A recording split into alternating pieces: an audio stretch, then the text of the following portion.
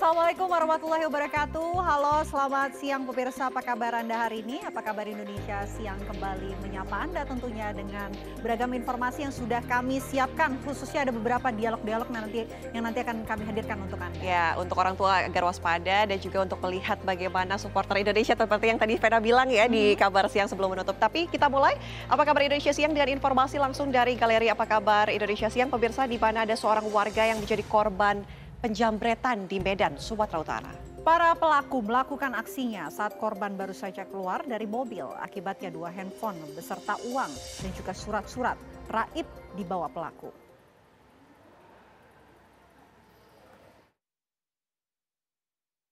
Inilah 2 pelaku kejahatan yang terekam kamera CCTV saat menjambret tas milik warga, tepatnya di Jalan Pukat 6, Kota Medan, Sumatera Utara. Dalam rekaman terlihat saat 2 pelaku kejahatan dengan mengendarai sepeda motor merampas tas milik pria yang baru saja turun dari mobil minibus berwarna putih. Korban yang menyadari penjambretan itu lantas berteriak, kemudian berlari mengejar para pelaku. Namun usaha korban sia-sia karena pelaku langsung tancap gas. Menurut korban, aksi penjambretan itu terjadi Sabtu sore kemarin. Pelaku kehilangan tas yang berisi 2 buah ponsel, uang, ATM, beserta surat-surat kendaraan. Sini rumahku ya, baru keluar buka pintu, tasku awalnya masih pegang. Baru mau aku selempangin, awalnya aku nggak nampak di belakang ada orang atau apa. Memang kosong belakangnya gitu. Jadi aku turun, pas baru mau selempangin, jambretnya udah ambil. Dia 2 orang, yang satu itu yang agak dua-dua muda, satu itu agak kecil yang di belakang. Yang ambil ini yang di jokinya. Dia sekaligus rampas pakai tangan dia lah itu. Aksi jambret dan kejahatan kerap terjadi di wilayah Kota Medan, Sumatera Utara. Masyarakat berharap pihak kepolisian bisa bekerja maksimal dalam memberantas kejahatan dan meminimalisir tingginya angka kriminalitas di Kota Medan. Dari Medan, Sumatera Utara, Ahmida Yauzar, TV One mengabarkan. Pemirsa, informasi lainnya, petugas Satlantas Polrestabes Bandung dan juga tim patroli Polsek Sumur Bandung meringkus 2 pria yang mengendarai mobil sedan secara ugal-ugalan. Kedua pelaku juga mengancam warga di kawasan Jalan Bancai, Kota Bandung.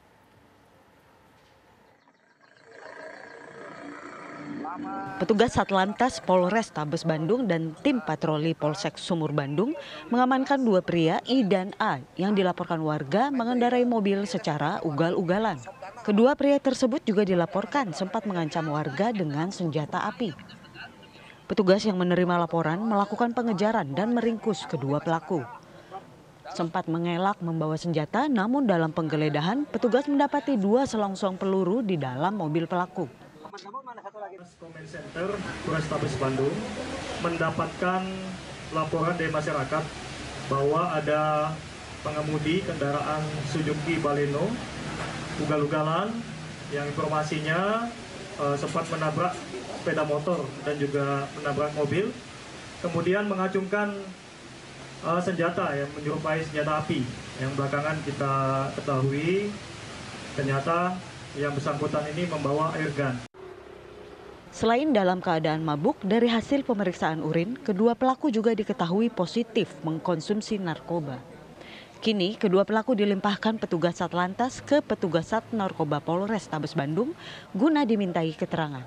Dari Bandung, Jawa Barat, John Hendra, TV One mengabarkan.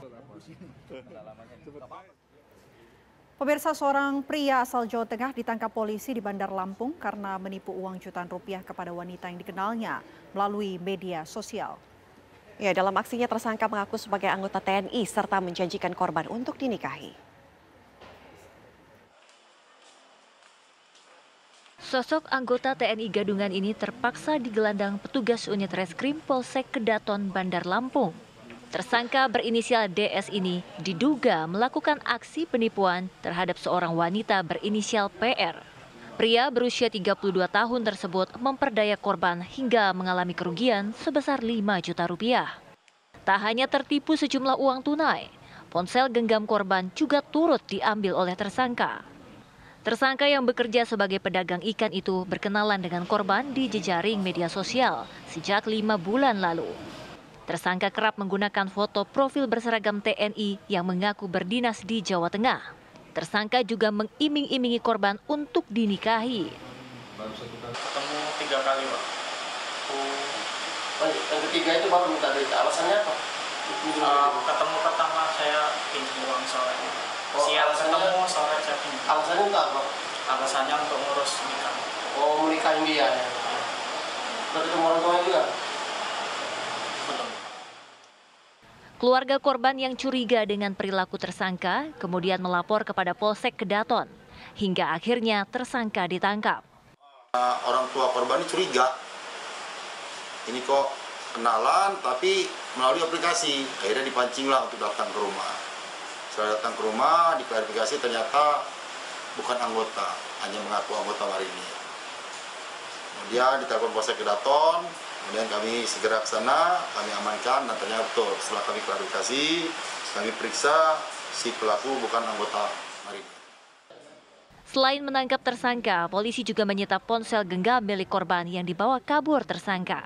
Sementara uang 5 juta milik korban sudah habis digunakan untuk berfoya-foya. Dari Bandar Lampung, Pujiansyah, TV One mengabarkan. Ya, sebelum menyaksikan laga Indonesia versus Uzbekistan, pendukung Timnas Indonesia melaksanakan sholat di halaman Stadion Abdullah bin Khalifah. Meski harus takluk 2-0 atas tim Serigala Putih, keseruan nonton langsung jadi kebanggaan WNI yang tinggal di Qatar.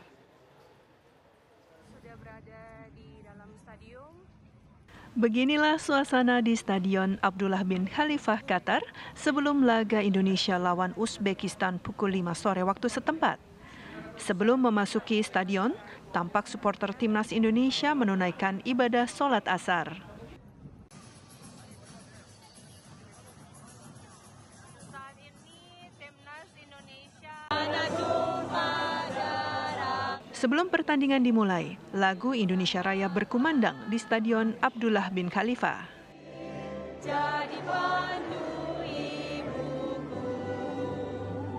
Pertandingan bola Timnas Garuda menjadi magnet bagi warga negara Indonesia untuk menyaksikan langsung. Seperti Chelsea Gill yang mengajak serta 2 buah hatinya.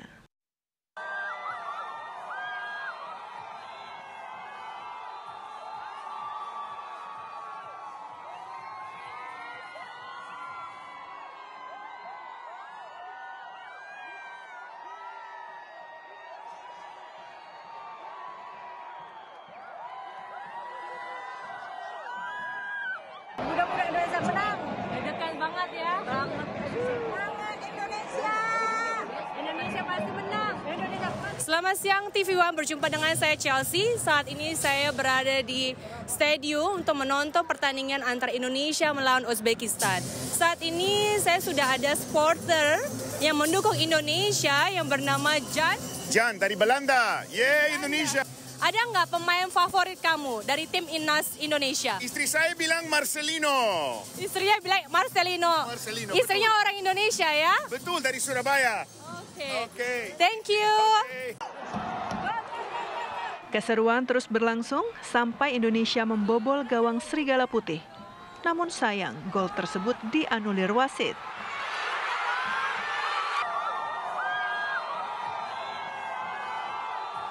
Kita udah nontonin babak pertama kita antara Indonesia melawan Uzbekistan. Ternyata skornya masih 0-0 nih. Nah kebetulan saat ini di samping saya ada 2 supporter cantik yang bernama Lisma, Niken. Gimana dengan pertandingan kita nih yang babak pertama? Untuk babak pertama ini sebenarnya pertandingan sangat sengit. Kita sebenarnya lebih banyak bertahan, tapi untuk pertandingan ini U23 sebenarnya sudah banyak kemajuan. Kita semangat banget, mudahan untuk babak kedua ini kita lebih banyak menyerang lagi untuk lebih memenangkan. Paling nggak kita bisa pulang dengan 2-0. Gimana kalau untuk Niken, kira-kira skornya berapa untuk babak kedua kita? Kayaknya ini karena dua-duanya pertahanannya bagus ya, jadi kayaknya bisa 1-0 atau 2 atau kalau bisa 2-0 sih ya, tapi bagus nih dua-duanya. Jadi kita berharap Indonesia menang pastinya ya. Kira-kira pemain siapa yang paling kalian favoritkan?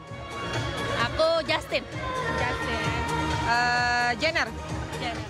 Oke. Meski berakhir skor 2-0 dari tim Uzbekistan, menonton langsung timnas Garuda U23 di stadion menjadi pengalaman menyenangkan. Ya, seperti apa cerita suasana nonton bareng langsung di Qatar? Kami ajak Anda bergabung bersama dengan Chelsea Gill, WNI di Qatar yang semalam menyaksikan langsung laga Indonesia-Uzbekistan bersama dengan 2 anaknya. Mbak Chelsea, selamat siang. Selamat siang, Fenya dan Ana. Apa kabar? Apa kabar Indonesia? Luar biasa baik, Mbak. Walaupun emang tadi malam kita harus menelan pahit ya, kalah melawan Uzbekistan. Tapi Mbak Chelsea, ini katanya sudah tinggal 6 tahun ya Mbak di Qatar. Nah, kalau kemarin ceritanya nonton bareng langsung di stadion ini, ceritanya gimana Mbak? Ada berapa banyak masyarakat Indonesia yang menyaksikan secara langsung di sana?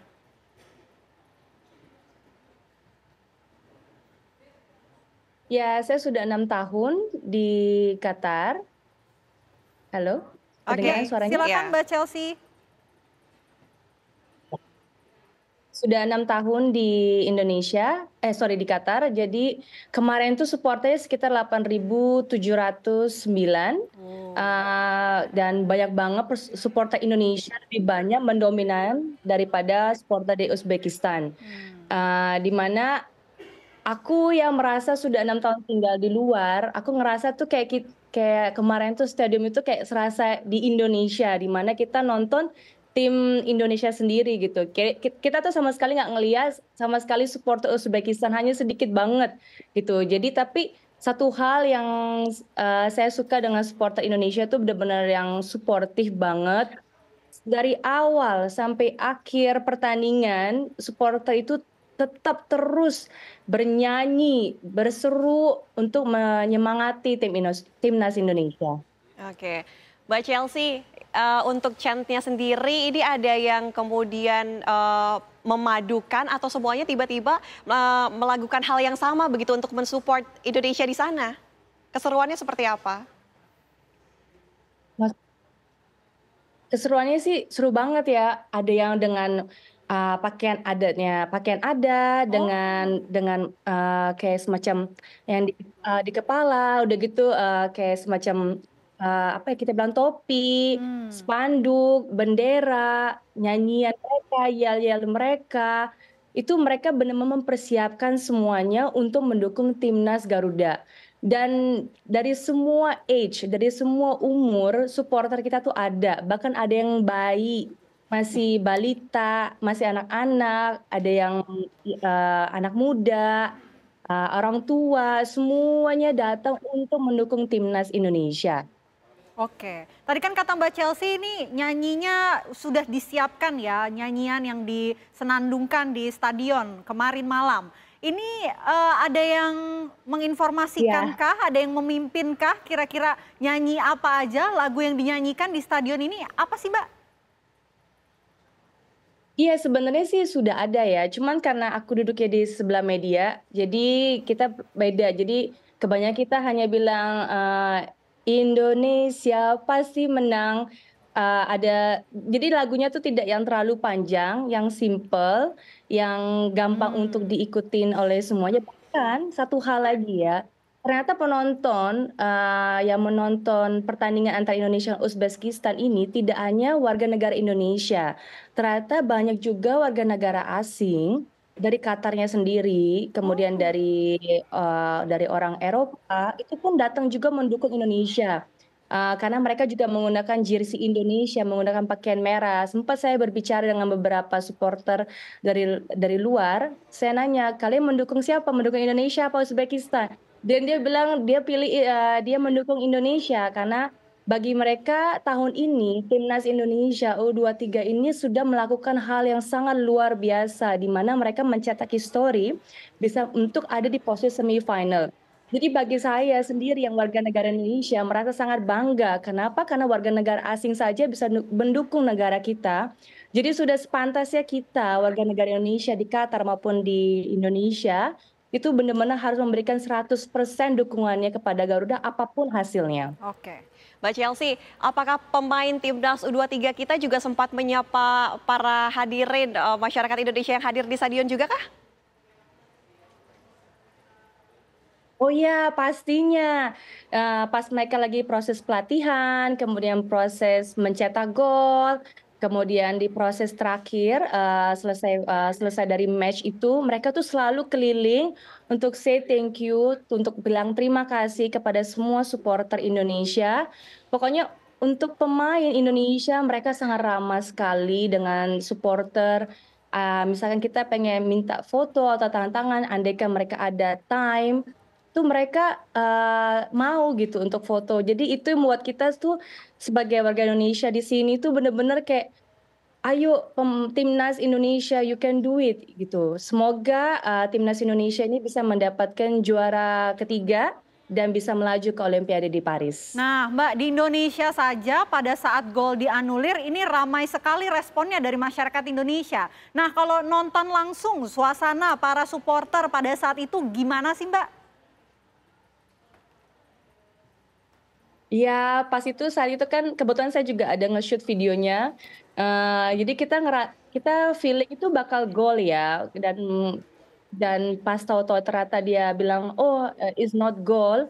Kita tuh rasanya semua pada kecewa banget, bakal ada anak-anak kecil tuh ya nangis, Mbak. Dia bilang, "Kenapa?" Sampai kayak salah satunya anak saya ya, dia bilang, "Mama, kenapa kok golnya di-cancel? Padahal tuh udah bener-bener gol loh, Mama. Itu udah offset loh, Mama," dia bilang gitu kan. Jadi semua ibu-ibu, bapak-bapak, anak-anak semua itu merasa kecewa. Ada yang nangis, apalagi pas sesi terakhir itu kan jadinya skornya 0 ya untuk Indonesia ya. Dan mereka tuh kayak merasa sangat kecewa dengan keputusan wasit, karena kayaknya sepertinya Indonesia itu golnya itu mungkin bisa dapat gol atau mungkin ada pemain timnas yang dijatuhkan di dekat gawang. Mungkin seharusnya wasit itu memberikan pelanggaran kepada tim Uzbekistan, ternyata tidak. Jadi banyak sekali kekecewaan dari warga negara Indonesia kemarin. Tapi bagi kita kekecewaan itu mungkin untuk next-nya bisa menjadi lebih baik untuk timnas Indonesia. Mbak Chelsea, nanti Indonesia lawan Irak akan nonton lagi atau tidak? Ya, mudah-mudahan kita nonton. Harus. Oke, mungkin Mbak ada prediksi nggak sih kira-kira dalam pertandingan melawan Irak menurut Mbak Chelsea? Menurut saya sih Irak itu tergolong tim yang kuat juga ya. Feeling saya sih 1-0. Mudah-mudahan Indonesia bisa menang 1. Tetap ya menang Indonesia. Dengan hasil kemarin Jepang. Menang ya. Jadi baik. Harus menang apapun itu harus menang kita. Mbak Chelsea, terima kasih ya sudah berbagi cerita di Apa Kabar Indonesia Siang. Kami tunggu cerita selanjutnya Indonesia melawan Irak. Terima kasih, selamat siang. Terima kasih. Ya pemirsa, ada pelatih timnas yakni Shin Tae-yong yang hadir di Apa Kabar Indonesia Siang. Nah ternyata ini Shin Tae-yong bukan dari Korea Selatan, tapi dari Ponorogo. Nah Shin Tae-yong seperti apa yang akan kami hadirkan sesaat lagi di Apa Kabar Indonesia Siang.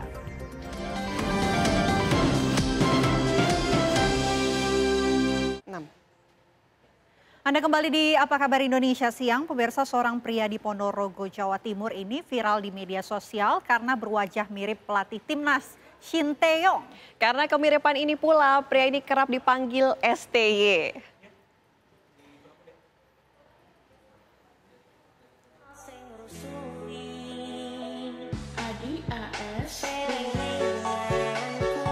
Inilah video amatir tentang sosok pria berwajah mirip Shin Tae-yong atau STY. Aslinya pria ini bernama Suito, warga dusun Gembes, Kecamatan Selahung, Ponorogo, Jawa Timur. Karena mirip dengan STY, video sosok Suito langsung menyebar hingga viral di media sosial. Warganet menyebutnya sebagai STY KW. Video ini awalnya diunggah oleh anak Suito, Sali Salsabila. Banyak teman Sali yang mengatakan bahwa ayahnya mirip dengan STY, pelatih timnas. Suito sendiri menyadari kemiripan wajahnya dengan STY. Ia juga menyukai sepak bola. Setelah viral, banyak warga yang minta foto bersama STY KW. Bahkan sudah ada yang menawari untuk endorse sebuah produk. Minta foto, saya waktu itu pertandingan tuh kaget tadinya banyak orang ke rumah kata Shin Tae-yong. Termasuk ini tadi ya Pak ya? Banyak ya? Belum termasuk ini tadi 8 orang. Saat timnas masuk semifinal, Suito bersama ribuan warga Ponorogo lainnya nonton bareng laga Garuda Muda di alun-alun Ponorogo. Kehadiran Suito atau STYKW ini menambah semarak acara nonton bareng warga. Dari Ponorogo, Jawa Timur, Aris Sutikno, TV One mengabarkan. Anda penasaran dengan sosok Shin Tae-yong KW ini pemirsa? Kami ajak Anda langsung tergabung bersama dengan Bapak Suito alias Coach Shin Tae-yong KW yang viral di media sosial juga. Selamat siang, saya mau sapa pakai bahasa Korea ya. Annyeonghaseyo Coach Shin Tae-yong. Bahasa Indonesia saja, Mbak. Oh, bahasa Indonesia saja. Wah, karena ini dari Ponorogo ya? Dari Ponorogo. Iya. Coach Shin Tae-yong, Pak Suito, ini pertama kali yang bilang mirip Shin Tae-yong ini siapa, Pak?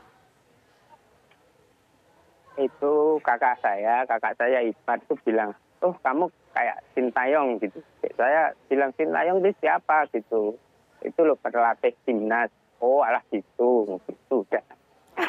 Oh, sekarang tapi akhirnya sudah terkenal dong, udah viral di media sosial. Banyak nggak Pak yang minta foto? Iya, banyak sekali. Nah, foto itu banyak sekali juga. Indos itu udah banyak. Oke, Pak Suito, ini kan sebelumnya nggak tahu Shin Tae-yong itu siapa. Terus sekarang udah tahu dan udah lihat. Nah, Pak Suito merasa memang mirip nggak sih dengan Shin Tae-yong? Iya, mirip. Berapa kemiripannya Pak, kalau bisa dipresentasikan dari 1 sampai 100? 90. Wah, ini mirip sekali. Artinya Pak Suito kalau sekarang jalan gitu ada yang ngira ini Shin Tae-yong atau Pak Suito gitu, ada yang kayak gitu Pak? Iya, itu waktu saya jalan ke kota Ponorogo kemarin itu banyak itu yang di POM juga itu suruh berhenti foto bersama, terus waktu di Mokas itu ya minta foto bersama gitu. Oke. Nah, ini kan banyak yang minta foto nih Pak Suito dan juga viral di media sosial. Gimana Pak perasaannya setelah viral? Banyak yang bilang mirip Shin Tae-yong. Ya, senang sekali. Senang sekali. Pak Suito, kalau boleh tahu, ini sehari-hari Pak Suito kerjanya apa? Katanya sekarang udah dapat endorse ya Pak? Saya setiap hari itu kerja udah usaha. Sekarang udah dapat endorse betul Pak? Gimana? Dapat iklan produk Pak, disuruh iklanin produk, itu betul nggak Pak? Iya, itu dapat iklan juga. Waduh, udah berapa produk Pak yang diiklanin sama Pak Suito nih?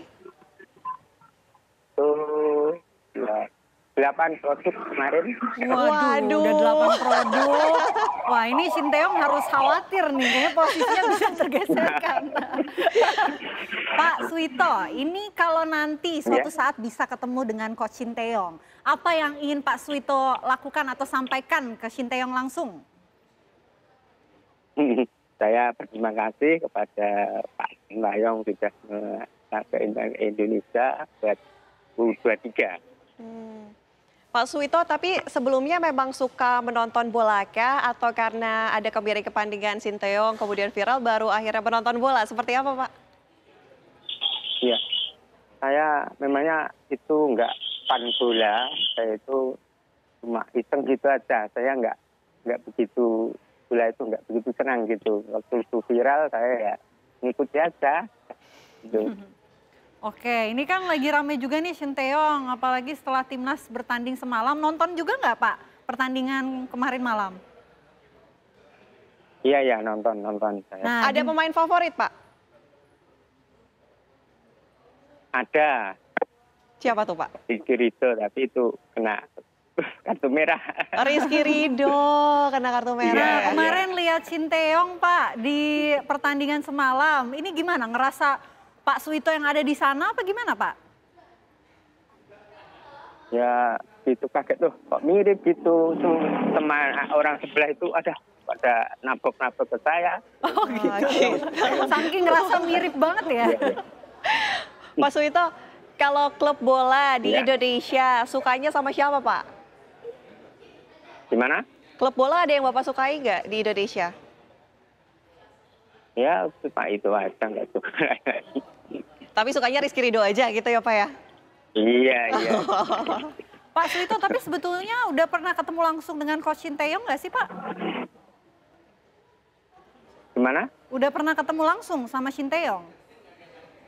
Ya belum lah. Tapi mau? Belum. Tapi kalau bisa ada Iya, kesempatan mau. ketemu gimana nih, Pak? Ya mau aja.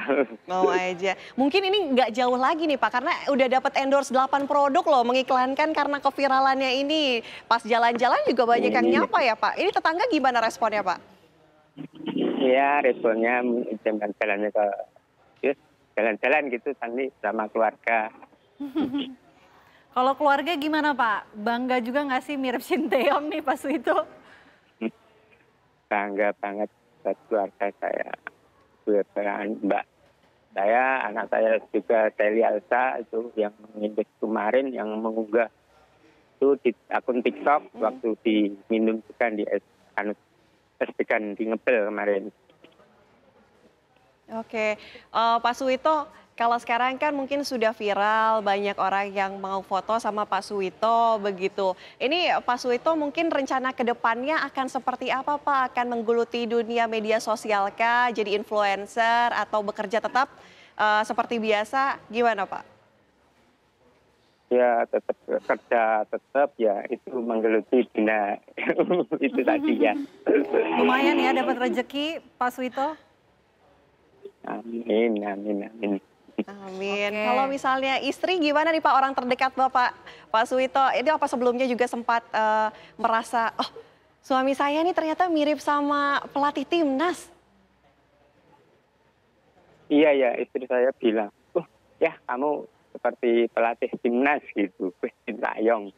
Mosok gitu, kalau bilang gitu sama istri saya.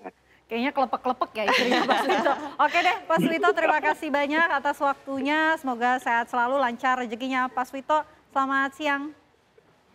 Selamat siang, amin. Ternyata nggak hanya dari Korea ya, dari Ponorogo juga ada ya. Yang lokal. Tapi ini versi lokal dari Ponorogo. Ya, kita akan hadirkan informasi lainnya pemirsa untuk Anda. Tapi kita harus jeda terlebih dahulu. Usai jeda kami kembali untuk Anda.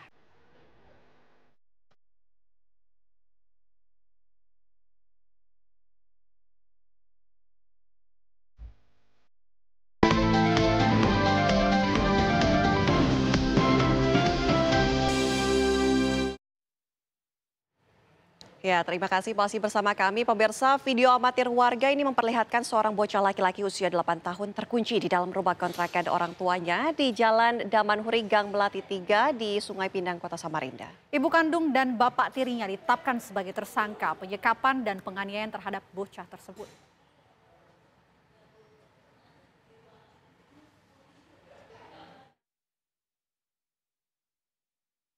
Ini kayaknya anak kecil kan? Pria dan wanita yang digelandang oleh polisi ini tak lain adalah kedua orang tua bocah 8 tahun yang ditemukan warga terkurung di dalam rumah dengan bekas luka penganiayaan di sekujur tubuhnya. AY 23 tahun adalah ibu kandung korban dan JH 42 tahun sebagai bapak tiri korban mengaku bahwa korban memang nakal dan ditinggal bekerja di dalam rumah. Sementara sang bapak tiri tidak mengakui penyiraman air panas serta pemukulan hingga kaki korban patah. Kadang nakal gitu, nggak bisa dibilangin. Mungkin karena ya terlalu aja kita mandinya gitu. Nggak kena air hangatnya. Terus saya rebuskan airnya, saya taruh di gelas, saya tambahin dengan air dingin. Korban adalah BM, 8 tahun, yang kini telah diamankan di rumah singgah Yayasan Perlindungan Anak di Kota Samarinda untuk mendapatkan perawatan luka dan trauma. Pihak kepolisian mengamankan barang bukti sebuah wadah bekas air panas yang digunakan hingga korban mengalami bekas luka dari siraman air panas. Kapolresta Samarinda Kombes Pol Ari Fadli mengatakan bahwa perkara ini terbongkar setelah warga yang melihat kondisi anak tersebut sangat memprihatinkan. Dengan rekaman video melalui ponsel serta pemeriksaan awal, diketahui bahwa luka korban tersebut diakibatkan siraman air panas dan penganiayaan dari tersangka. Kita lihat di lokasi bagaimana yang video yang beredar bahwa pada tubuh anak tersebut ada beberapa luka ya, yang saat ini juga sudah kita lakukan visum. Sebelumnya, warga geger saat mendapati pada tangan anak tersebut banyak luka. Beberapa dari warga pun cepat-cepat melaporkan temuan ini kepada polisi. Tanya anakku itu, nah anaknya orang situ dikurung gitu, kenapa mamanya pergi mulai jam 5. Saya tak tanyai loh sekali ya, loh Bimo kenapa kakimu Bimo habis jatuh dari sepeda, bilang gitu. Pasangan suami istri tersebut terancam hukuman 5 tahun penjara, Undang-Undang Perlindungan Anak, serta ancaman pemberatan pasal 80 KUHP. Sementara korban masih dalam penanganan tim medis perlindungan anak. Dari Samarinda, Kalimantan Timur, Aso Andi Marmin, TV One mengabarkan. 2 hari hilang dibawa kabur pengasuhnya. 2 bocah kakak beradik yang tinggal di Gang Pepaya, Kramat Jaya Cilincing, Jakarta Utara ditemukan di pinggir rel yang berada di kawasan Bulak Kapal, Bekasi, Jawa Barat.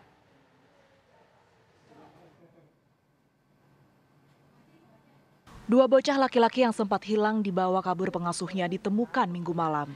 Keduanya nampak kelelahan saat ditemui di rumah orang tuanya yang berada di Gang Pepaya, Kramat Jaya Cilincing, Jakarta Utara. Kedua bocah usia 6 dan 3 tahun ini ditemukan rekan keluarga pelaku berada di pinggir rel kawasan Bulak Kapal, Bekasi, Jawa Barat. Kakak beradik ini langsung dibawa ke rumah salah satu kerabat pelaku yang melarikan diri saat diamankan. Orang tua korban tak menyangka pengasuh yang baru seminggu menjaga anaknya tega membawa kabur buah hatinya. Belakangan diketahui jika pelaku memiliki riwayat gangguan kejiwaan. Dari Jakarta, Dava Akbari, TV One mengabarkan.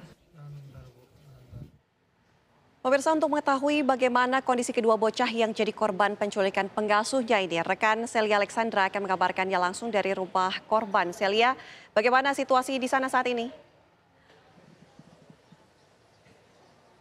Ya, Ana Vena dan juga pemirsa, saat ini saya langsung bertemu dengan ibu korban, Isti Mahmuda, di mana ibu korban ini sempat merasa sedih sekali ketika anaknya hilang dibawa oleh pengasuhnya sendiri berinisial N.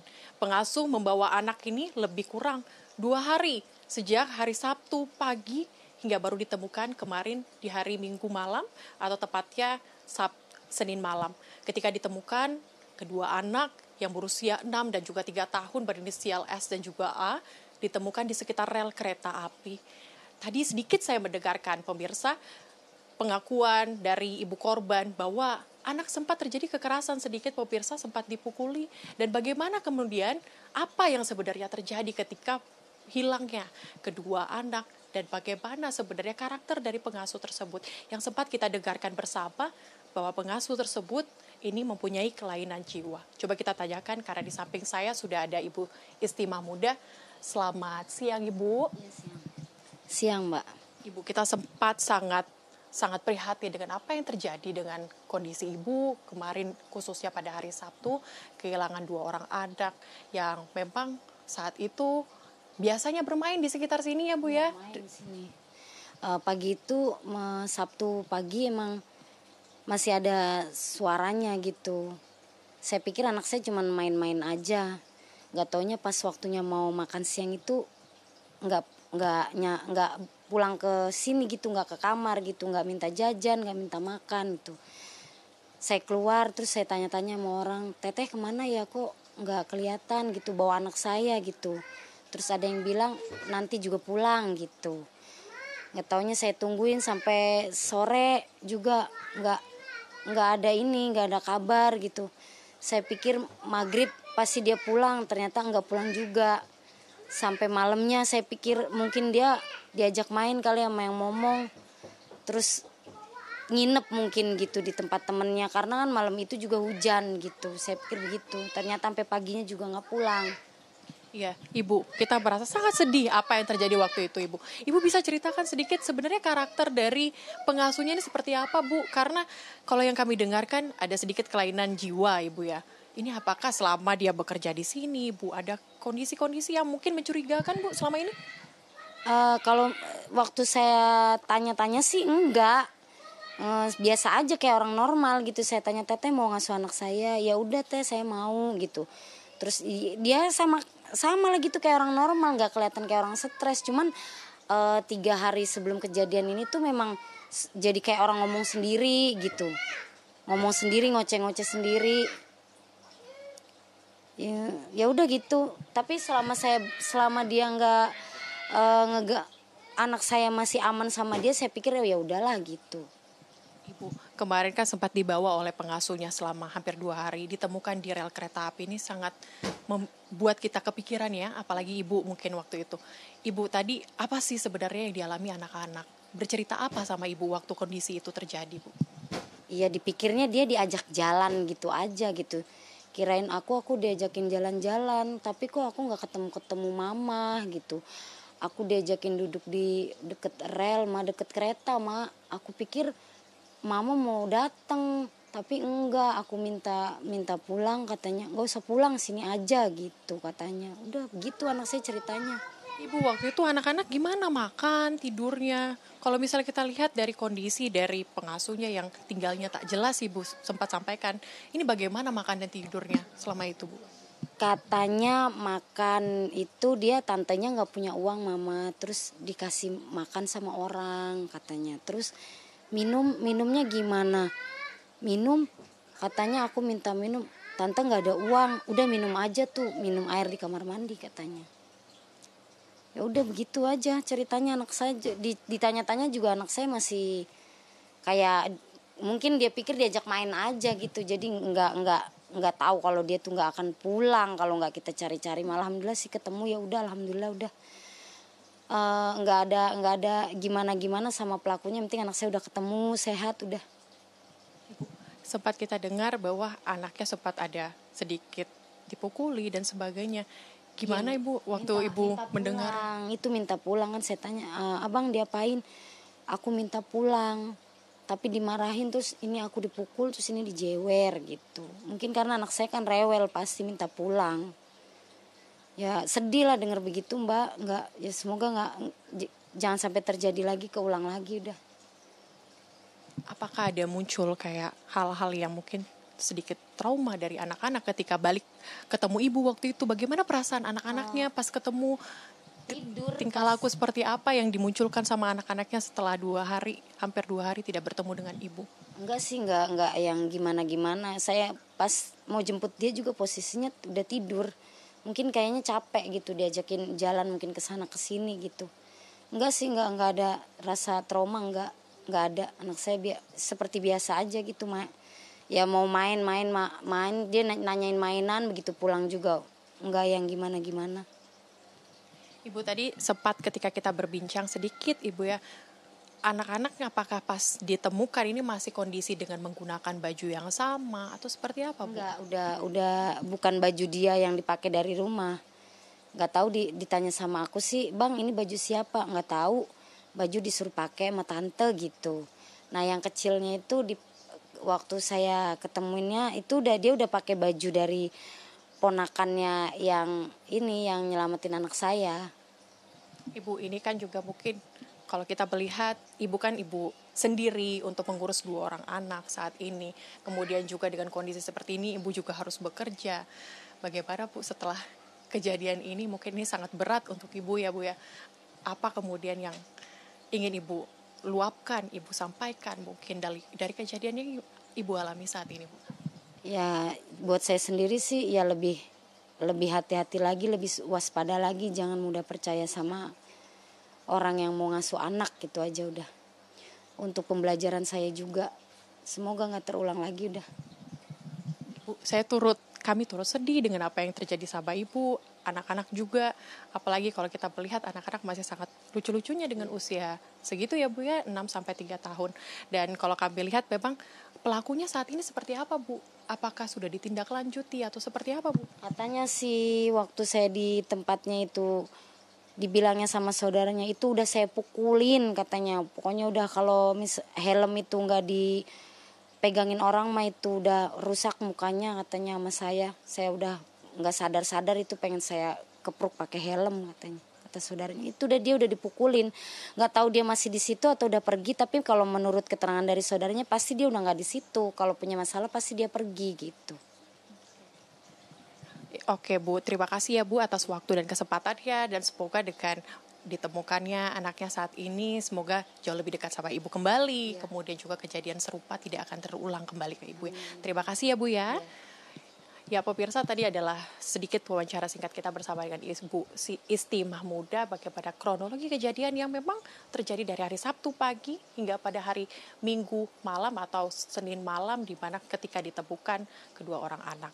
Dan memang tadi sedikit yang kami dengarkan bahwa pelaku dengan kondisi kalau bisa dikatakan ini ada sedikit gangguan kesehatan mental, dan juga anak-anak yang memang ketika terjadi kejadian tersebut memang minta pulang, minta untuk bertemu sama ibunya. Tadi sempat kami dengarkan sedikit pemirsa, ketika bertemu dengan anaknya, ini anak-anak benar-benar sangat ingin pulang, sangat ingin berpelukan sama orang tuanya, sama mamanya. Kemudian juga sekarang jauh kalau kami melihat memang kondisi intensitas antara dua anak bersama dengan ibunya ini sangat dekat sekali.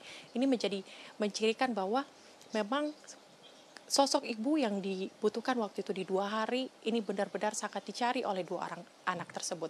Sementara demikian, Ana dan juga Vena.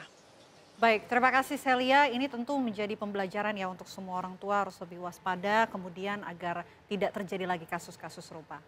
Betul sekali, dan kita akan hadirkan informasi lainnya yang juga harus menjadi kewaspadaan bagi orang tua untuk selalu melihat anaknya, menjaga anaknya, karena ada kasus pedofilia ini Vena yang akan kami hadirkan di segmen selanjutnya.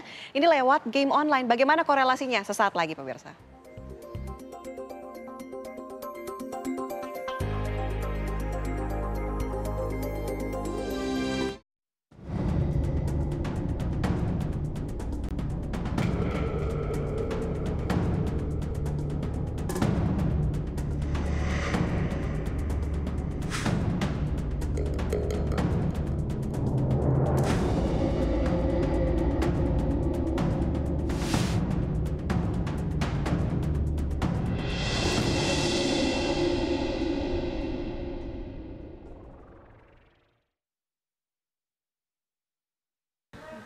Peringatan waspada adanya ancaman pedofil di game online berawal dari thread atau utas dari akun @olava di media sosial X atau sebelumnya bernama Twitter. Dalam utasnya, Fafa mengungkapkan bahwa seorang bocah perempuan kelas 6 SD berusia 12 tahun menjadi korban pelecehan seksual dari seorang pria berusia 20 tahun yang dikenalnya melalui permainan daring Mobile Legends. Modus pelaku dengan melakukan love bombing. Setiap hari korban yang masih bocah dipuja-puji, dimanipulasi, hingga dipaksa untuk melakukan perbuatan yang melecehkan. Jika korban tidak menuruti permintaan pelaku, pelaku mengancam akan meninggalkannya atau bahkan nekat bunuh diri.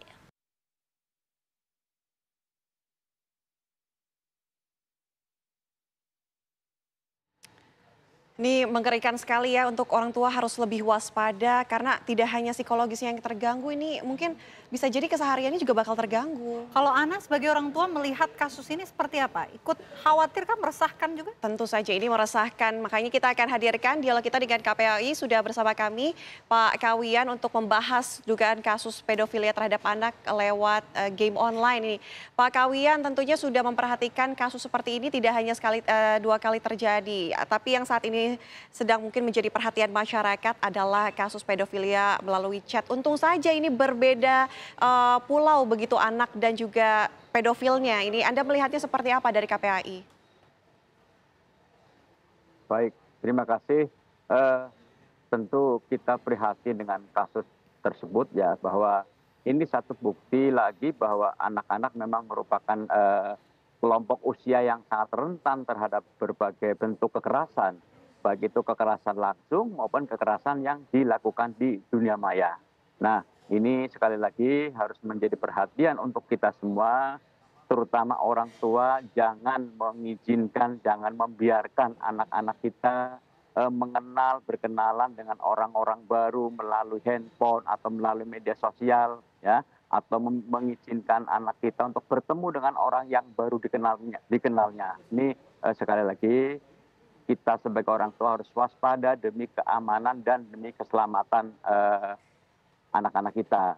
Karena memang para pelaku yang bergentayangan di online itu melakukan berbagai cara, melakukan berbagai bujuk rayu agar anak itu bisa memenuhi permintaannya, bisa memberikan sesuatu yang dia inginkan, walaupun hanya dalam bentuk gambar atau video melalui alat komunikasi. Oke, Pak Kawian, ini kabarnya keluarga dari korban, dari si anak ini juga sudah melapor ke pihak KPAI. Apakah KPAI juga sudah menerima adanya laporan dari pihak keluarga? Sampai hari ini kami di KPAI belum menerima laporan atau pengaduan. Kami tadi baru saja diskusi dengan Deputi Perlindungan Khusus Anak, Kementerian Pemberdayaan Perempuan dan Perlindungan Anak belum mengidentifikasi bahwa kasus ini benar. Ya. Tetapi kalau kasus ini benar, ini tentu sangat memprihatinkan karena seseorang melakukan kekerasan seksual dengan mengobrol, mengajak dengan kata-kata yang sangat cabul kepada seorang anak yang masih berusia tahun, yang tentu saja secara psikologi, secara mental sangat berbahaya untuk anak tersebut. Jadi sekali lagi pihak tersebut belum dilaporkan atau diadukan ke Komisi Perlindungan Anak Indonesia. Oke. Pak Kawian, untuk KPAI sendiri adakah daftar untuk game yang mungkin berbahaya bagi anak-anak, apalagi yang online ini ya Pak, yang mungkin bisa bercengkrama dengan orang lain via online chat ataupun bertukar suara seperti telepon begitu, adakah daftarnya Pak dari KPAI? Memang harus diakui bahwa game online sering menjadi pintu masuk bagi kasus kejahatan, baik itu kejahatan fisik maupun kejahatan seksual yang dilakukan terhadap anak. Seperti kasus yang di bandara ya, bahwa 12 anak menjadi korban kekerasan seksual dan juga pornografi, itu berawal dari perkenalan mereka di game online, kemudian mereka 8 anak itu menjadi korban kekerasan. Dan kalau kasus yang dilaporkan ke KPI, kasus kekerasan yang melalui online itu menempati urutan kelima. Yang pertama adalah kekerasan seksual, yang kedua adalah kekerasan fisik dan sebagainya, dan yang kelima adalah kekerasan yang dilakukan melalui online atau kekerasan anak di ranah daring. Oke, tapi ada berapa sih Pak laporan yang sudah diterima oleh KPAI mengenai kasus pelecehan seksual khususnya terhadap anak melalui game online? Kasus yang game online itu sebelum secara khusus ya, yang pasti antara game online, pornografi dan sebagainya, kekerasan yang dilakukan melalui ranah daring itu menempati posisi 5 besar. Oke, Pak Kawian, untuk pencegahan sebagai orang tua atau mungkin orang yang menjaga anak-anak begitu Pak, ini kan tentunya harus waspada ya. KPAI adakah himbauannya Pak? Ya tentu saja, kalau kewaspadaan itu adalah gerbang terdepan adalah orang tua. Pemerintah sudah membuat kebijakan, misalnya kebijakan mengenai game online. Pemerintah telah membuat peraturan pemerintah nomor 2 tahun 2024 yang isinya mengenai kriteria permainan game. Ya, ada game untuk umur 3 tahun, 5 tahun, dan 7 tahun. Tetapi itu kembali juga kepada anak dan orang tua. Karena oke lah misalnya ada sebuah game yang ditunjukkan, ditulis khusus misalnya game ini tidak untuk anak-anak. Tetapi kan mereka, anak-anak bisa mengakses. Kalau nggak dalam pengawasan atau bimbingan orang tua, bisa saja anak memainkan game yang bukan peruntukannya. Yang misalnya ada adegan kekerasan, ada adegan berdarah-darah dan sebagainya. Jadi sekali lagi, kunci atau gerbang terdepan adalah orang tua. Persoalannya adalah banyak orang tua yang tidak peduli atau kurang peduli atau kurang sempat untuk mengawal, membimbing anak-anak mereka supaya tidak menjadi korban dari kekerasan di ranah daring. Oke, Pak Kawian, ini saya mau kembali ke kasus sedikit Pak. Walaupun memang dari KPAI ini belum menerima adanya laporan dari pihak keluarga korban, adakah langkah ataupun tindakan yang akan dilakukan KPAI berkaitan dengan kasus ini Pak ke depannya? Pertama, tadi kami sudah koordinasi dengan Kementerian Pemberdayaan dan Perempuan dan Pak Deputi Perlindungan Anak menyatakan bahwa belum mendapatkan konfirmasi mengenai apakah konten yang beredar itu benar atau tidak. Yang kedua, kami sedang berkoordinasi dengan Kepolisian Republik Indonesia atau Bariskrim dan juga Kementerian Kominfo untuk memastikan apakah benar akun tadi yang memuat percakapan seorang anak dengan seorang dewasa dengan kata-kata cabul itu benar adanya atau rekayasa si pemilik akun tersebut. Ini perlu diklarifikasi karena kami belum mendapatkan satu informasi yang memastikan bahwa konten yang disebarkan melalui akun X itu benar adanya. Oke, Pak Kawian, ketika anak sudah terpapar hal seperti itu, tentu psikologisnya juga akan terganggu ya Pak ya. Ini dari KPAI sendiri menangani anak-anak seperti ini akan seperti apa? Kemudian untuk orang tua juga penanganannya sebaiknya seperti apa Pak? Oke, tentu saja penanganan terhadap anak sebagai korban praktik kekerasan di ranah daring merupakan sesuatu yang sangat-sangat penting. Oleh karena itu, orang tua perlu merangkul anak, perlu melakukan pendekatan. Ini memang kalau jika terjadi ya, perlu melakukan pendekatan khusus kepada anak, dibimbing, ya, dipulihkan mentalnya, dihibur, gitu ya, disadarkan, kemudian juga diedukasi supaya tidak dalam menggunakan handphone misalnya tidak menerima permintaan pertemanan dari orang baru, dari orang yang sebelumnya tidak dikenal, jangan menerima gambar dari orang lain, yang hal-hal yang negatif lainnya. Oke, perlukah Pak untuk anak-anak ini untuk tidak bermain gadget terlebih dahulu, apalagi kalau melihat kasus ini korbannya ini masih berusia kurang lebih 12 tahun, Pak Kawian? Iya, sangat perlu ya. Jadi mungkin kalau itu terjadi kasus ini harus dijadikan momen oleh orang tua maupun anak. Oke, stop dulu main handphone, dialihkan dengan aktivitas-aktivitas lain yang bermanfaat, misalnya kesenian, baca buku, rekreasi dengan keluarga dan sebagainya. Sambil orang tua mengedukasi supaya anak memiliki cara berpikir yang positif, menyeleksi dalam hal bermedia sosial, dalam hal berteman di handphone, dan sebagainya. Pak Kawian, adakah umur ideal? Karena ini menarik sekali bagi anak untuk memiliki gadget ataupun memiliki handphone. Ini baiknya di usia berapa, Pak? Agar terhindar dari hal-hal seperti ini. Karena pikiran anak-anak kan kadang masih bisa terguncang, terganggu, terpengaruhi secara gampang ya. Belum ada kata sepakat ya, tapi kebanyakan orang, para ahli dan psikolog itu merekomendasikan anak boleh memiliki gadget itu umur 13 tahun. Ya, umur 13 tahun. Tetapi faktanya kita juga harus berkoreksi diri ya. Kadang-kadang orang tua, anak belum berusia 13 tahun sudah memberi fasilitas handphone, sudah menyambungkannya anak dengan internet, dengan medsos dan sebagainya. Bahkan tidak jarang yang orang tua yang misalnya memiliki medsos, dia upload foto yang bisa berpeluang menjadi pintu bagi masuknya kekerasan terhadap anak. Kayak sebenarnya pedofil misalnya, mencarikan dari foto, dia melihat foto menarik, kemudian bagaimana caranya supaya berkenalan dengan anak atau yang fotonya terpampang di medsos tersebut. Jadi sekali lagi ini harus menjadi perhatian untuk kita semua, menjadi pelajaran untuk orang tua dan kita semua. Apakah KPAI ada rencana untuk kemudian menggelar sosialisasi Pak? Karena ini penting juga untuk menjadi edukasi bagi para orang tua, mengawasi, memberikan perhatian kepada anak-anaknya untuk menghindari hal ini bisa terjadi.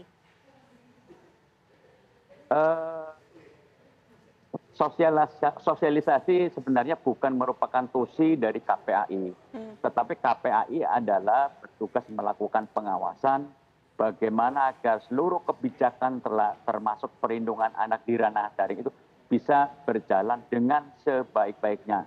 Ini saat ini kami di sebuah hotel di Jakarta sedang melaksanakan FGD tentang efektivitas perlindungan anak dari pornografi, baik anak sebagai korban maupun anak sebagai pelaku. Nah, untuk mendapatkan satu rekomendasi bagaimana cara yang efektif untuk melakukan pencegahan pornografi di kalangan anak-anak. Nah, kaitannya dengan sosialisasi memang penting sekali, dan sosialisasi itu perlu juga ditujukan kepada para orang tua. Bagaimana biar orang tuanya bijak dalam melindungi anak-anaknya kaitannya dengan media sosial, handphone, digital, dan sebagainya. Oke, Pak Kawian, ini ketika menyangkut anak, tentu orang tuanya juga disoroti, Pak. Dan mungkin perasaannya juga akan terganggu juga ya, Pak, ketika sang anak ini sudah terpapar hal-hal seperti itu, kemudian dilecehkan walaupun secara media sosial, tapi kan tentu psikisnya terganggu juga ya, Pak. Ini orang tua yang melihat anaknya seperti itu. Adakah konseling untuk orang tuanya, Pak? Atau baiknya seperti apa yang dilakukan orang tuanya? Sebaiknya orang tua konsultasi ke psikolog ya, untuk karena juga orang tua kan juga perlu mendapatkan nasihat, solusi, terapi, bagaimana agar orang tua tersebut dan anak itu bisa menghadapi masalah ini dengan baiknya. Oke. Untuk anak-anak sendiri Pak, apalagi seperti korban yang kemudian ini memang sudah terjadilah kasus seperti ini. Apa yang bisa dilakukan untuk kembali memberikan kepercayaan diri kepada anak, kemudian agar anak ini juga tidak terpapar ke hal-hal yang negatif. Harusnya ini dilakukan apa Pak terhadap anak-anak khususnya korban dalam kasus ini?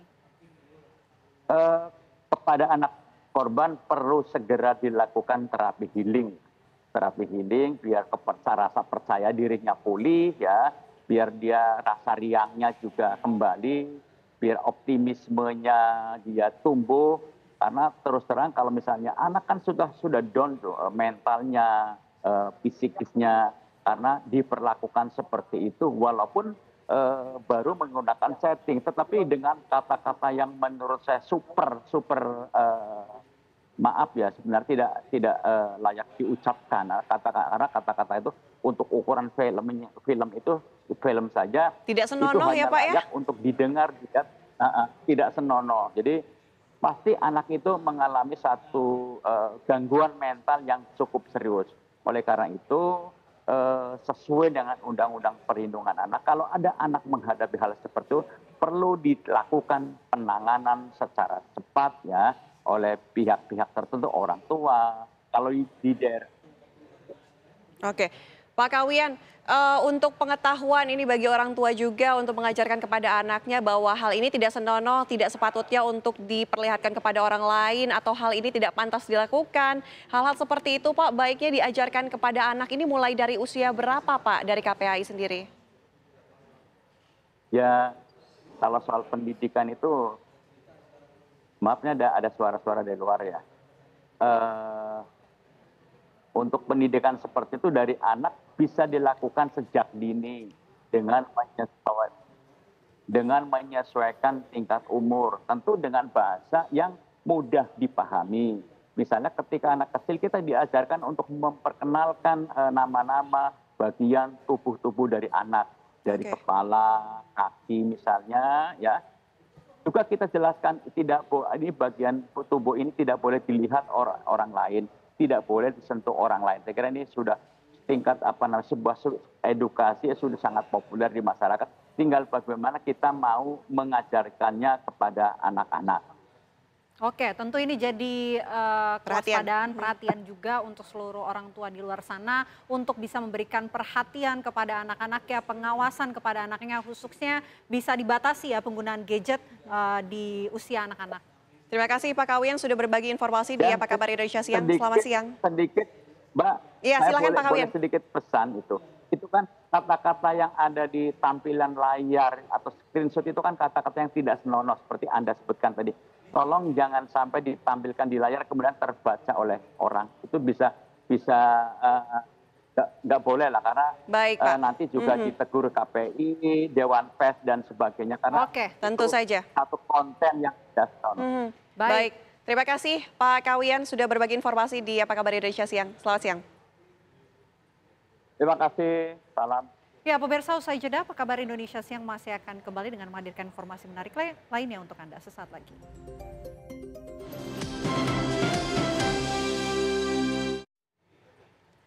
Anda kembali di Apa Kabar Indonesia Siang, pemirsa. Banjir yang melanda kota Sungai Penuh Jambi terus meluas. Ribuan rumah warga di 2 kecamatan di kota Sungai Penuh terendam banjir. Beginilah kondisi banjir yang merendam rumah warga di kota Sungai Penuh Jambi. Memasuki hari ke-7, banjir belum juga surut, bahkan semakin meluas. Hingga saat ini ada 13 desa dan ribuan rumah warga di kota Sungai Penuh yang terendam banjir. Banjir terparah terjadi di Kecamatan Tanah Kampung. Ketinggian air bervariasi, mulai dari 60 cm hingga mencapai lebih dari 1 meter.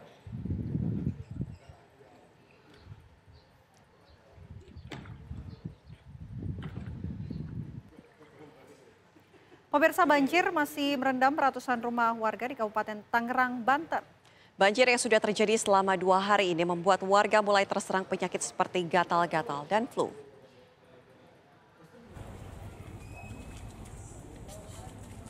Banjir masih merendam ratusan rumah warga di perumahan Grand Harmony 2, Kecamatan Sukamulya, Kabupaten Tangerang, Banten. Ketinggian air di perumahan ini mencapai hingga 1 meter. Masih tingginya genangan banjir membuat 150 kepala keluarga mengungsi di masjid, kantor pemasaran perumahan, dan tenda milik BPBD Kabupaten Tangerang. Banjir yang sudah terjadi selama 2 hari ini membuat warga terserang penyakit seperti gatal-gatal dan flu. Warga yang terserang penyakit silih berganti mendatangi posko kesehatan yang didirikan di tengah permukiman yang tidak terkena banjir.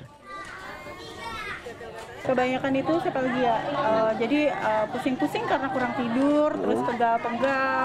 Terus tadi juga ada anak kecil yang barusan kesini tergigit lintah karena anak kecil lagi pada berenang ya, senang berenang, jadi kegigit lintah. Ya, tapi kebanyakan ada batuk juga, pusing, gitu sih bagiannya. Sebelumnya, hujan yang mengguyur wilayah Sukamulya, Kabupaten Tangerang pada Minggu kemarin mengakibatkan banjir. Selain hujan, banjir disebabkan tanggul di bibir sungai Cimanceri jebol hingga air mengalir deras ke permukiman. Dari Tangerang, Banten, Kusnaidi, TV One mengabarkan.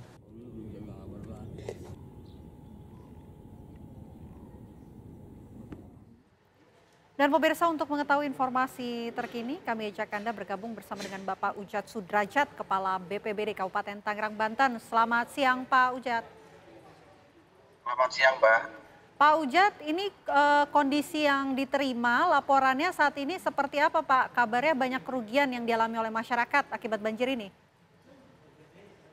Iya, jadi banjir ini diakibatkan pertama oleh cuaca buruk ya, hujan lokal ditambah juga hujan dari hulu. Kan Cidurian ini hulunya ada di Gunung Halimun Salak ya, jadi dari hulu dengan di sini berbarengan sehingga meluapnya kali Cidurian. Nah, sebagaimana yang sudah diberitakan bahwa ada tanggul tanah itu yang jebol gitu kan. Sementara kondisi di sebagian perumahan ini ada di bawah aliran air sungai itu, sehingga kemarin sudah dilakukan penutupan pembuatan tanggul kembali oleh pengembang perumahan, kemudian sudah selesai, dan dari tadi malam sudah dilakukan penyedotan dengan menggunakan 2 mesin sedot yang cukup besar. Jadi kondisi saat ini memang masyarakat masih mengungsi, kemudian BPBD kerjasama juga dengan instansi terkait, dengan Puskesmas, Dinas Kesehatan, dan juga Dinas Perumahan dan Pemukiman untuk menyediakan toilet khusus atas permintaan dari warga, Mbak. Oke, Pak Ujat, kabarnya masyarakat yang rumahnya terendam banjir atau merugi akibat adanya banjir ini mulai terserang penyakit, Pak. Apa betul seperti itu? Ya, ada tadi malam sampai dini hari saya komunikasi dengan petugas yang di lokasi dari puskesmas setempat. Ada yang gatal-gatal 1-2, tetapi yang kebanyakan itu kelelahan karena akibat kurang istirahat, barangkali seperti itu, Mbak. Oke, kemudian antisipasi apa yang disiapkan, Pak, untuk menangani warga-warga yang terserang penyakit gatal-gatal dan juga flu ini, Pak? Antisipasinya Puskesmas, Dinas Kesehatan standby di lokasi untuk melayani warga yang memerlukan layanan kesehatan. 24 jam standby di lokasi, kemudian juga air bersih, sarana air bersih, kemudian sampai siang ini akan rencana kita kirim bantuan unit untuk mobil toilet, Mbak. Oke, Pak Ujat, tadi kan Bapak sudah mengatakan bahwa BPBD sudah melakukan penyedotan terhadap air banjir begitu di sana. Nah, untuk kondisi saat ini apa masih tergenang banjir juga atau sudah mulai surut? Seperti apa, Pak? Masih tergenang banjir, ada penyurutan, tetapi belum signifikan ibaratnya karena air sungai juga masih tinggi dan dengan air yang begitu luas yang banjir di situ, sehingga ini akan efektif kalau misalkan air Kali Ciduriannya permukaan airnya turun seperti itu, Mbak. Oke, apakah sebelumnya juga pernah terjadi banjir seperti yang saat ini terjadi, Pak, di Tangerang, Banten? Oh, sebelumnya kalau untuk lokasi yang sekarang di Sukamulya ini, kalau kondisi banjir yang ini baru kali ini memang banjirnya cukup besar.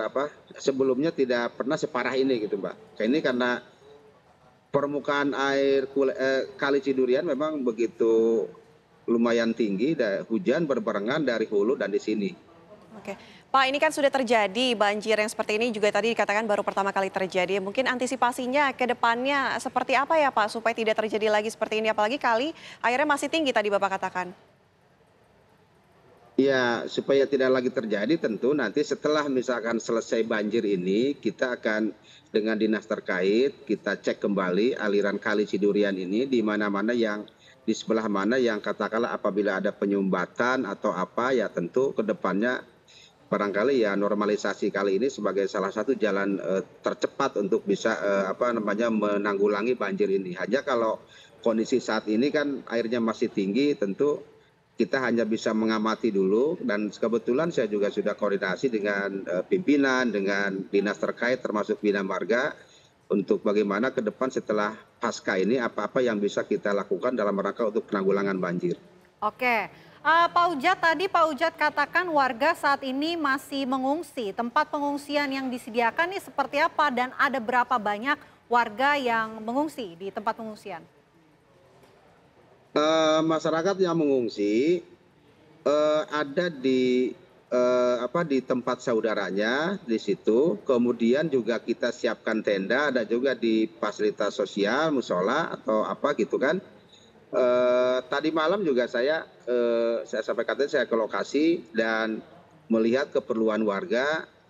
Salah satunya adalah alas untuk tempat tidur, dan hari ini saya komunikasi juga dengan BPBD Provinsi Banten untuk minta bantuan alas untuk kasur untuk tempat tidur dan untuk melihat juga kebutuhan dapur umum. Dan hari ini kita dorong lagi bantuan logistik untuk tambahan keperluan dapur umum di lokasi. Oke, Pak Ujat, kan mungkin yang perlu disoroti juga adalah rumah warga yang terdampak banjir. Ini perhatian khusus adakah, Pak? Karena kerap kali terjadi pencurian ya, Pak, di daerah-daerah yang mungkin rumahnya terendam banjir seperti itu. Adakah penjagaan khusus, Pak, di daerah tersebut? Oh iya, tadi malam juga saya bertemu dengan teman-teman dari kepolisian, dari Polsek Balaraja. Jadi ada yang ditugaskan khusus di situ untuk membantu juga keamanan warga di komplek perumahan itu, Mbak. Jadi insya Allah mudah-mudahan aman. Oke, nah mengenai logistik, Pak, yang dibutuhkan oleh warga di tempat pengungsian, ini mungkin ada kebutuhan atau barang-barang apa, Pak, yang masih dibutuhkan warga? Yang masih dibutuhkan warga kalau untuk sembako, untuk kebutuhan dapur umum, insya Allah aman kebutuhannya karena dari kami dan juga dari Dinas Sosial juga sudah membantu. Tetapi hasil kunjungan saya kemarin itu ada untuk anak-anak yang masih kurang, untuk makanan anak-anak. Itu, Mbak. Oke, baik, perlu disoroti. Baik, terima kasih Pak Ujat Rudaja sudah bergabung bersama kami di Apa Kabar Indonesia Siang. Selamat siang, Pak. Terima kasih, selamat siang, Mbak. Baik. Ya, pemirsa, usai jeda Apa Kabar Indonesia Siang masih akan kembali dengan menghadirkan informasi menarik lainnya untuk Anda sesaat lagi. Terima kasih masih bersama kami. Pemirsa, seorang supir catering menerima bogem mentah dari oknum TNI yang tidak terima mobilnya disalib. Ini video ini. Nih, mana barang buktinya nih. Nih, berdarah no, berdarah. Oh. Ya, MAF 22 tahun mengaku kaget pada saat dirinya tiba-tiba mobil yang dikendarainya dihalau dan mendapatkan bogem mentah dari seorang oknum TNI yang kesal pada dirinya karena sebelumnya MAF menyalip mobilnya. Ini adalah gambar di mana detik-detik oknum TNI yang sedang marah dan kemudian melemparkan bogemnya kepada MAF. Oknum TNI ini pemirsa tak terima disalib, kemudian langsung turun dari kendaraannya dan menghampiri korban MAF dan langsung memberikan tonjokan ataupun bogem kepada MAF ini. Dan video yang beredar di media sosial ini pun viral dan mendapat sorotan akan perbuatan yang dilakukan oleh oknum TNI tersebut.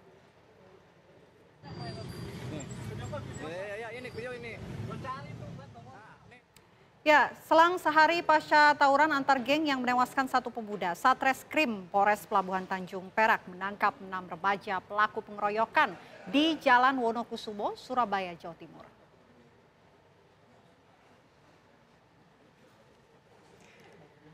Aksi tawuran itu terekam kamera CCTV warga. Terekam salah satu pemuda yang terlibat tawuran jatuh tersungkur terkena senjata tajam oleh sekumpulan pemuda lawan. Berbekal rekaman CCTV, polisi berhasil mengidentifikasi dan menetapkan 6 remaja sebagai tersangka. Di mana 2 diantaranya masih di bawah umur. 4 pelaku kemudian ditangkap aparat Polres pada Senin siang. Pengeroyokan berawal dari kedua kelompok yang saling ejek dan sepakat berkelahi di media sosial. Dari para tersangka, polisi mengamankan beberapa jenis senjata tajam serta pakaian yang digunakan korban dan para pelaku.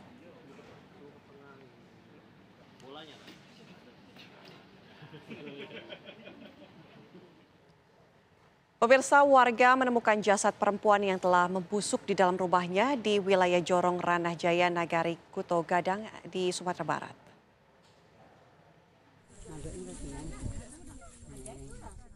Sri Ulina berusia 53 tahun yang tinggal seorang diri ditemukan tergeletak di ruangan tamu rumahnya. Penemuan ini menggegerkan warga sekitar karena kondisinya telah membusuk. Diperkirakan almarhumah telah meninggal dunia 3 hari sebelum ditemukan. Menurut Kapolsek Sungai Rumbai, jenazah pertama kali ditemukan oleh ayah kandungnya yang datang berkunjung untuk mengecek kondisi anaknya yang sudah hampir 3 hari tidak ada kabar. Ada informasi di lapangan di sekitar TKP, memang setelah ditinggal oleh suaminya, beliau ini ya saya tidak bisa menuduh secara langsung, memang sering mengeluh ada sakit mah. Kini jenazah korban telah dibawa oleh pihak keluarga untuk dikebumikan. Dari Darmasraya, Sumatera Barat, Beni Roska, Eko Uso, TV One mengabarkan. Sudah diikat, Pak? Ikat, Mas. Hah? Ikat, Mas. Ada kain, Bu? Ada kain, Bu? 2 kurir narkoba jaringan Sumatera Jawa disergap Satuan Reserse Narkoba Kepolisian Resor Kota Besar Polrestabes Surabaya dengan barang bukti berupa 40,8 kg sabu dan 26.000 butir pil ekstasi. Mana? Yang mana? Yang mana, Pak? Ambil. Bapak tangannya biar tangannya biar. Bapak ambil. Diturunin aja, Pak. Diturunin. Buka. Turunin aja. Aparat gabungan kepolisian Resort Kota Besar Polrestabes Surabaya menggagalkan upaya pengiriman sabu seberat 40,8 kg yang dibawa oleh seorang kurir di kawasan Tangerang yang sedang dalam perjalanan mengirim narkoba dari Palembang dan Lampung menuju Surabaya. Suaramu itu apa? Apa itu? Apa itu? Itu apa? Sabu. Dari pelaku, polisi mengembangkan kasus lalu kembali meringkus 1 pelaku lainnya. Masing-masing tersangka berinisial SD, usia 36 tahun, asal Lampung, dan YM, usia 48 tahun, asal Pekanbaru Riau. Apa itu? Sabu. Suaramu itu apa? Apa itu? Kapolrestabes Surabaya Kombes Pol Pasmaroja mengungkapkan, dari kedua tersangka polisi mengamankan barang bukti narkotika jenis ekstasi sebanyak 26.000 butir. Yang dilakukan oleh para tersangka dengan melakukan berpindah-pindah dari hotel satu hotel yang lain, di mana antara kurun waktu di bulan Maret dan bulan April adalah pada saat suasana momentum arus mudik. Ini digunakan oleh para pelaku untuk mengelabui petugas, di mana tersangka berperan sebagai kurir dan mendapatkan komisi kurang lebih 5 juta rupiah sampai dengan 15 juta rupiah per kilo. Tersangka SD dan YM diduga bagian dari sindikat pengedar narkotika jaringan Sumatera Jawa. Polisi masih mengembangkan penyelidikan untuk mengungkap para pelaku lainnya. Dari Surabaya, Zainal Azari, TV One mengabarkan.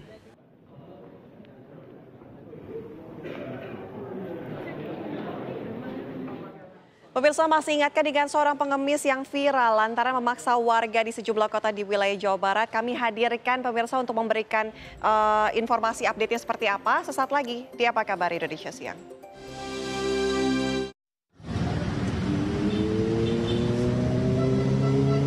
Inilah sosok pengemis yang sempat viral lantaran memaksa warga untuk memberikan uang di wilayah Bekasi, Cianjur, dan Sukabumi. Perempuan Parubaya ini meminta-minta secara paksa dan ngomel jika tidak diberi sedekah.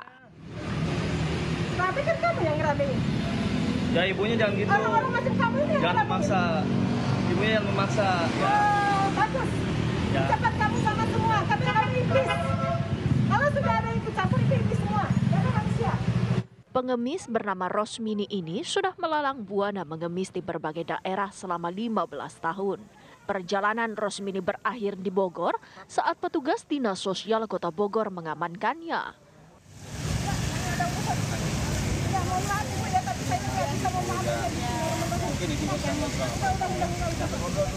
Saat diamankan, perempuan Parubaya ini berusaha menghindar. Petugas pun menghabiskan 4 jam untuk berkeliling mencari emak-emak yang mengaku asal Palembang ini. Petugas berhasil membujuk wanita itu dan membawanya ke Rumah Sakit Marsudi Mahdi RSMM. Di rumah sakit tersebut, Rosmini akan dilakukan pemeriksaan kejiwaannya. Asesmen sementara, ibu ini punya masalah pribadi yang ibunya ceritakan kepada kami ya, kepada teman-teman dinas sosial tadi setelah ngobrol mungkin dari hati ke hati ya. Ibunya punya masalah pribadi sekitar 14 tahun yang lalu. Mungkin masalah keluarga, kalau saya tanya masalahnya berat atau enggak Bu? Sangat berat informasi dari ibunya. Mungkin masalah intern dari keluarga ibu itu sendiri gitu. Di Bogor, perempuan tak dikenal tersebut sudah membuat resah warga meski baru 2 hari di kota hujan setelah tiba dari Sukabumi. Perempuan ini datang dari pintu ke pintu untuk meminta sejumlah uang. Saat tak diberi, ia akan marah dan memaki-maki warga yang tak mau menuruti permintaannya.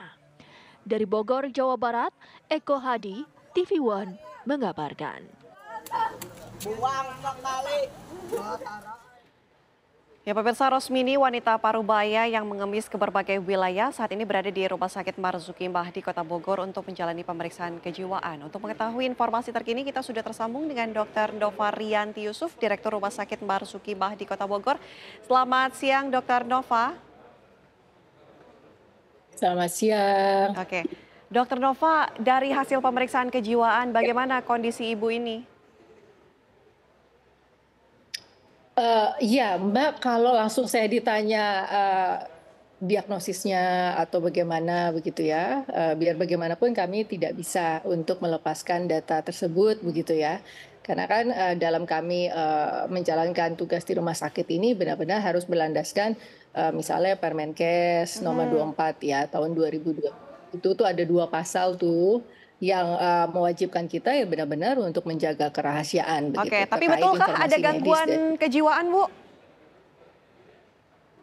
Iya, jadi kalau secara kronologisnya itu kan memang waktu hari Minggu malam ya, tanggal 28 April kan yang bersangkutan dibawa ke IGD atau instalasi gawat darurat kami di Pusat Kesehatan Jiwa Nasional Rumah Sakit Marzuki Mahdi yang membawa memang dari Dinas Sosial Kota Bogor. Saat itu sih memang kondisi yang bersangkutan memang dalam kondisi tenang dan juga segera mendapatkan ya penanganan begitu. Kami kan kalau ada pasien dikirimkan oleh Dinas Sosial tentunya langsung ditangani oleh dokter-dokter yang ada di instalasi gawat darurat.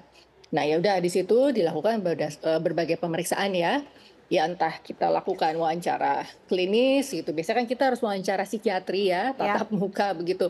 Pemeriksaan fisik juga kita lakukan ya. Pemeriksaan fisik, kemudian pemeriksaan penunjang. Ya penunjang misalnya apa ya? Karena kita merasa ini kan sama sekali anonim pada saat dikirimkan ke kami. Oke. Jadi kita tidak tahu keluarganya, tidak tahu riwayat medisnya, sehingga kita lakukan semacam pemeriksaan ronsen, pemeriksaan laboratorium. Nah, jadi dari situ baru kemudian yang bersangkutan dirawat untuk observasi di ruang rawat inap kami. Tapi kondisinya tenang sih, seperti pada saat datang ya, gitu. Oke, kalau dari ibu ini apakah juga sudah diketahui dia sebetulnya memiliki keluarga dan sudah dihubungi kah dokter?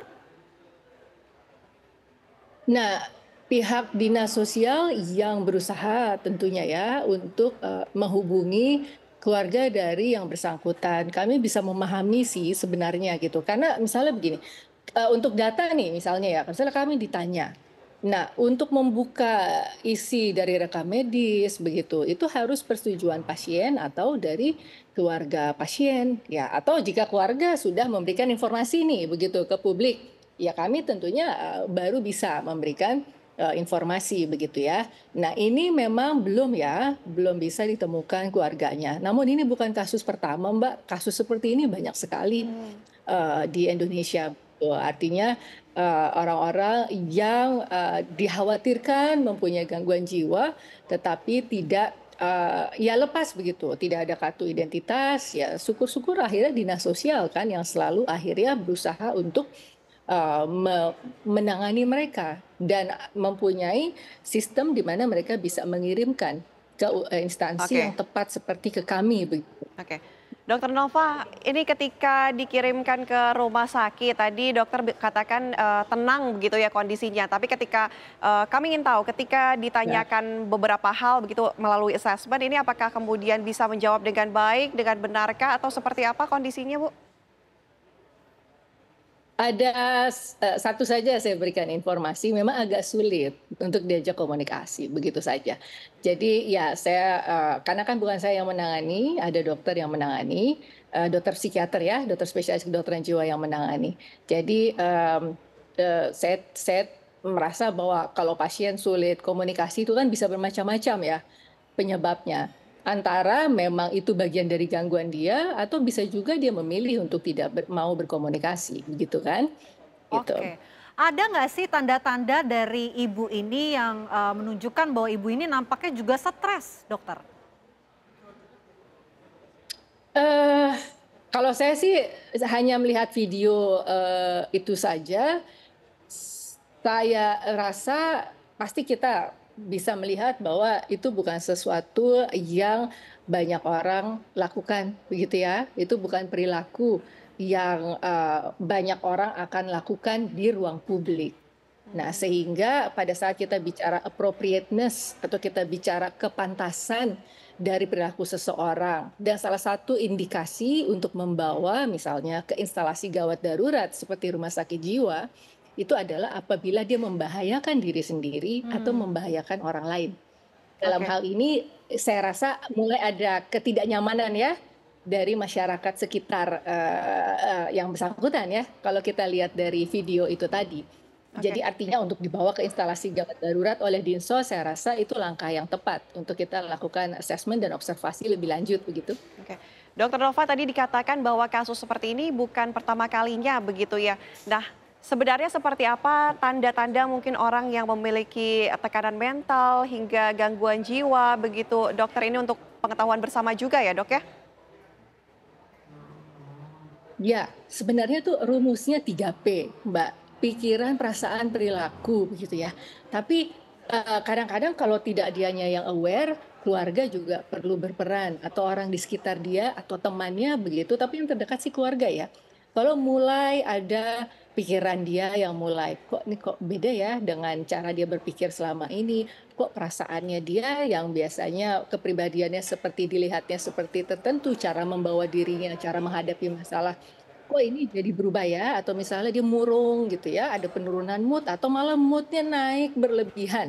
Manusia boleh punya mood naik turun tuh boleh, tetapi kok jadi agak berbeda ya begitu, kok misalnya berkepanjangan, kalau misalnya sampai 2 minggu ada perubahan pikiran, perasaan, perilaku, itu kita mulai perlu waspada misalnya, apakah ini ke arah depresi ya, atau ya itu tadi perilaku-perilaku yang tidak wajar.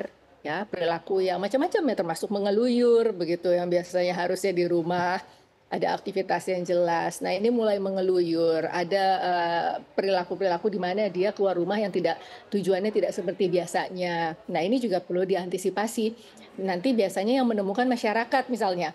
Nah, keluarga tidak tahu nih, dia sudah wandering begitu, udah keliling-keliling kemana, terus keluarga bisa banyak juga tuh yang tidak memperhatikan. Gitu. Oh, ternyata perilakunya sebenarnya sudah banyak mengalami perubahan. Jadi intinya itu sih pikiran, perasaan, perilaku. Itu yang kita coba lebih sensitif ya terhadap anggota keluarga kita. Gitu. Oke, kalau orang-orang ini dok, penyebabnya ini kira-kira apa? Kurang perhatian kah? Kurang kasih sayang kah? Iya, Mbak, itu subjektif juga ya. Kurang kasih sayang itu banyak kayaknya yang kurang kasih sayang ya. Atau mungkin permasalahan keluarga yang terlalu berat? Nggak bisa, macam-macam Mbak. Karena sekarang memang kita kalau dalam menghadapi setiap kasus, tentunya kita minimal melihat 3 aspek. Aspek biologi, psikologi, sosial. Kalau aspek sosial tuh paling gampang deh kita bicara, misalnya masalah, oh dia dipecat dari pekerjaan, atau dia mempunyai sebuah definisi sukses yang sebenarnya tidak bisa dia capai.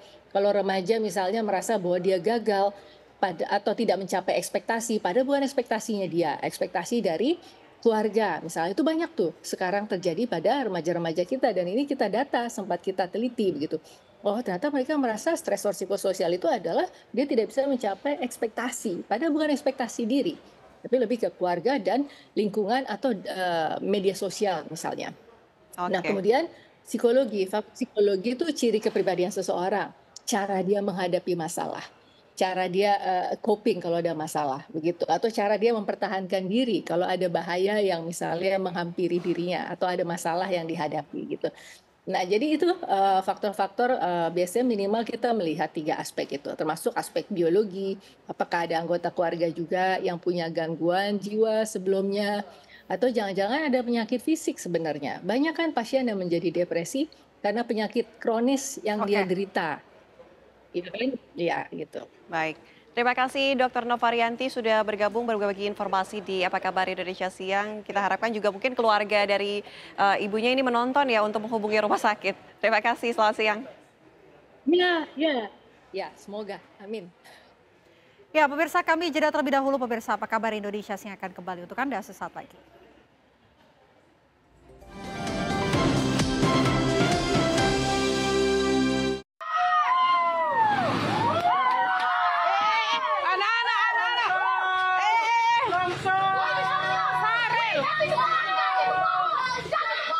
Pemirsa, ini adalah detik-detik ketika terjadi longsor di Kelurahan Mamasa, Kabupaten Mamasa pada Senin siang. Tebing setinggi sekitar 10 meter ini tiba-tiba ambrol. Tanah berhamburan menutupi sebagian jalan dan menimpa sebuah tiang listrik. Saat tebing longsor sempat menimbulkan kepanikan karena mobil dan motor ramai melintas. Beruntung tidak ada pengguna jalan raya yang terkena dampaknya. Untuk mengantisipasi terjadinya hal yang tidak diinginkan, sejumlah petugas dari TNI dan polisi berjaga di lokasi. Sebuah alat berat juga dikerahkan untuk menyingkirkan material longsor yang menutup sebagian badan jalan.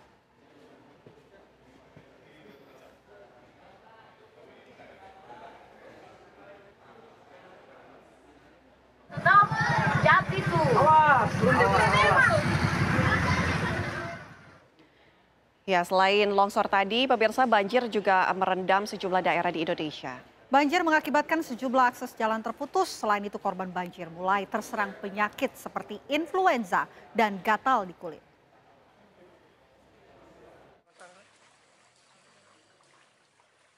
Di Sampit, Kota Waringin Timur, Kalimantan Tengah, ketinggian banjir justru terus bertambah. Bahkan petugas BPBD setempat sampai harus menerjunkan perahu karet untuk membantu mengevakuasi harta benda milik warga, terutama sepeda motor, agar tidak terendam banjir yang bisa menyebabkan kerusakan. Salah satu kawasan yang ketinggian banjirnya terus bertambah, yaitu di Jalan Teratai 4, Kecamatan Mentawa Baru, Ketapang. Adanya banjir akibat semalaman hujan, kami dari BPBD membantu masyarakat untuk evakuasi di Jalan Teratai 4 ini. Di antaranya adalah motor, kemudian orang tua yang sakit, untuk ada anak, utama karyawan yang mau bekerja pagi, Pak, ya, dengan menggunakan perahu ini, Pak. Hujan lebat yang mengguyur Sampit sejak dini hari tadi membuat saluran drainase kota tak mampu menampung air hujan. Air kemudian meluap hingga air menggenang ruas jalan dan rumah warga. Banjir diperkirakan akan semakin dalam apabila hujan kembali mengguyur kota. Curah hujan sedang yang mengguyur beberapa wilayah di Sulawesi Selatan selama 2 hari termasuk Kabupaten Wajo menyebabkan sejumlah wilayah yang tersebar di 6 kecamatan terendam air, seperti di Kecamatan Kera, Majauleng, Sajoangin, Penrang, Tanah Sitolo, dan Belawa. Beberapa akses jalan seperti yang menghubungkan Antapange dan Doping terputus karena ketinggian air mencapai lutut orang dewasa, termasuk jalan yang menghubungkan Tanah Sitolo dan Belawa di Desa Lowa juga terendam. Untuk sementara ada beberapa titik itu yang terdampak seperti akses jalanan, sarana pendidikan, sarana perumahan, dan beberapa lahan pertanian. Selain sarana umum seperti jalan sekolah, banjir yang merendam ratusan rumah warga di beberapa pemukiman dengan ketinggian air bervariasi.